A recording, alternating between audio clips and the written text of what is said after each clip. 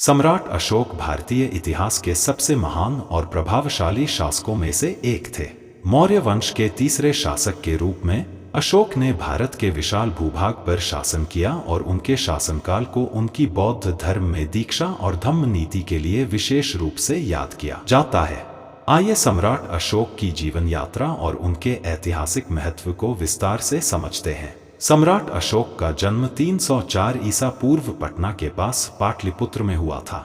वे मौर्य वंश के शासक सम्राट बिंदुसार और रानी सुभद्रांगी के पुत्र थे। अशोक की कहानी हमें यह सिखाती है कि वास्तविक शक्ति केवल विजय और साम्राज्य विस्तार में नहीं है, बल्कि करुणा, अहिंसा और नैतिकता के सिद्धांतों में है।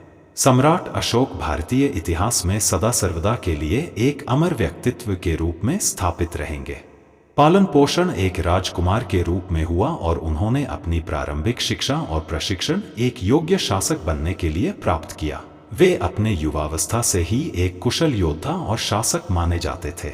अशोक ने अपने पिता बिंदुसार की मृत्यु के बाद लगभग 268 ईसा पूर्व मौर्य साम्राज्य की बागडोर संभाली। उनका साम्राज्य उत्तर में हिमालय से लेकर दक्षिण में कर्नाटक तक और पश्चिम में अफगानिस्तान और बलूचिस्तान से लेकर पूर्व में बांग्लादेश तक फैला हुआ था। हालांकि अशोक का शासनकाल पहले हिंसा और युद्धों के लिए जाना जाता था, विशेष रूप से उनके द्वारा लड़ा गया कलिंग युद्ध। अशोक के शासनकाल का सबसे निर्णायक मोड़ कलिंग युद्ध 261 ईसा पूर्व था। इस युद्ध में हजारों सैनिक और आम लोग मारे गए थे। युद्ध की भयानकता और जनहानि ने अशोक के जीवन को गहरे से प्रभावित किया। कहा जाता है कि कलिंग युद्ध के बाद सम्राट अशोक ने युद्ध की विभीषिका को देखा और महसूस किया कि हिंसा और विनाश का रास्ता गलत है। इसने उन्हें बौद्ध धर्म अपनाने और अहिंसा के मार्ग पर चलने के लिए प्रेरित किया। कलिंग युद्ध के बाद अशोक ने बौद्ध धर्म अपना लिया और धर्म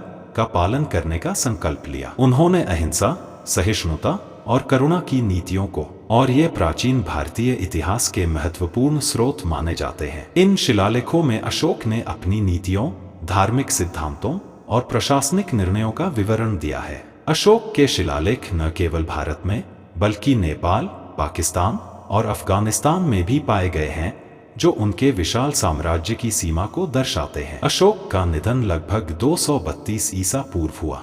उनकी मृत्यु के बाद मौर्य साम्राज्य का पतन धीरे धीरे शुरू हो गया, लेकिन अशोक की विरासत हमेशा के लिए अमर रही।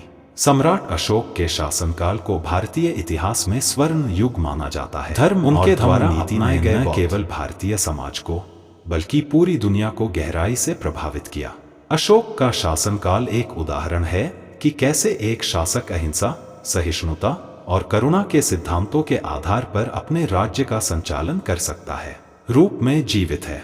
सम्राट अशोक का जीवन और शासनकाल भारतीय इतिहास में एक महत्वपूर्ण अध्याय है। उनके जीवन का कलिंग युद्ध के बाद हुआ परिवर्तन, बौद्ध धर्म में दीक्षा और धम्म नीति ने न केवल उनके समय के समाज को प्रभावित किया, बल्कि आने वाली पीढ़ियों के लिए भी एक प्रेरणा स्रोत के रूप में कार्य किया। अपनाया अशोक ने अपने साम्राज्य में बौद्ध धर्म का प्रसार करने का निर्णय लिया और बौद्ध धर्म को अपने जीवन और शासन का अभिन्न हिस्सा बना लिया। उन्होंने बौद्ध धर्म के सिद्धांतों का पालन करते हुए धम्म नीति की शुरुआत की, जो उनके शासनकाल का महत्वपूर्ण हिस्सा बन गई। अशोक ने अपनी धम्म नीति के माध्यम से समाज में विभिन्न सुधारों की शुरुआत की। उन्होंने अपने साम्राज्य के विभिन्न हिस्सों में धम्म स्तंभ और शिलालेख स्थापित किए, जिनमें अहिंसा, धार्मिक सहिष्णुता और नैतिकता के सिद्धांतों का प्रचार किया गया। ये शिलालेख आज भी भारत, नेपाल, पाकिस्तान और अफगानिस्तान में पाए जाते हैं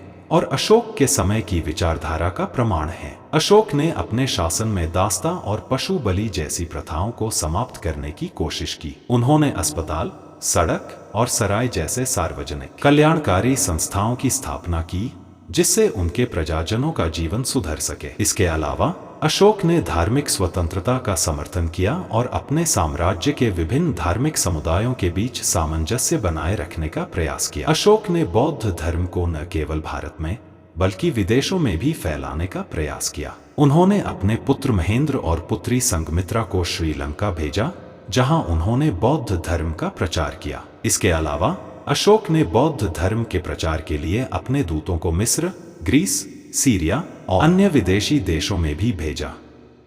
अशोक के इन प्रयासों के कारण बौद्ध धर्म एक वैश्विक धर्म के रूप में स्थापित हुआ।